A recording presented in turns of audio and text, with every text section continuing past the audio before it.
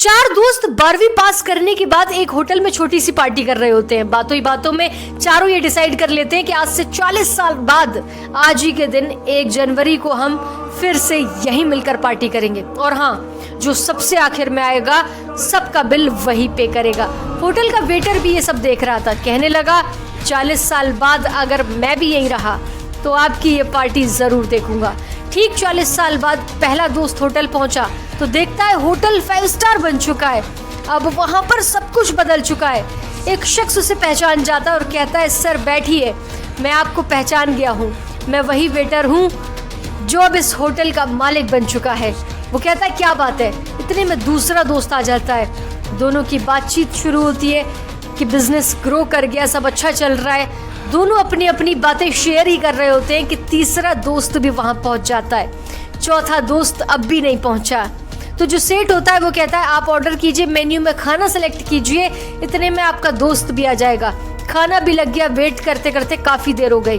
उदास मन से ये तीनों दोस्त डिनर शुरू करते हैं। तीनों ने डिनर कर लिया लेकिन चौथा दोस्त अभी तक नहीं आया।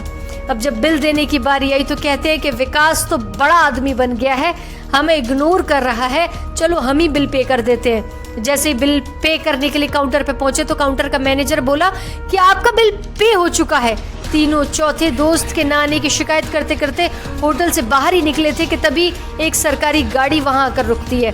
उसमें से एक लड़का उतरता है और तीनों के पैर छूते हुए कहता है, मेरे पापा टीचर बन गए थे, मुझे कलेक्टर बनाने के काबिल कर दिया, लेकिन अफसोस मेरे पापा आज से 1 महीने पहले ये दुनिया छोड़ कर चले गए।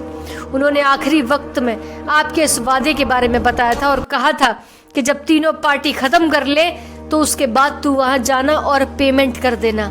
लड़का हाथ जोड़कर बोला, मेरे पापा इस दुनिया में नहीं रहे, उनका वादा पूरा करने के लिए मैं आया हूँ। अब ये तीनों नम आंखों से रियलाइज करते हैं कि हम 40 साल बाद ही क्यों मिले, 40 दिन बाद क्यों नहीं मिले। अपनों से हमेशा मिलते रहिए, अर्थात इससे पहले कोई आपका अपना ये दुनिया छोड़ कर चला जाए, क्योंकि आदमी सिर्फ एक पानी का बुलबुला है। ये रील ऐसे दोस्त को भेज दो जिसे आप कभी खोना नहीं चाहते और जिससे मिलना चाहते हो।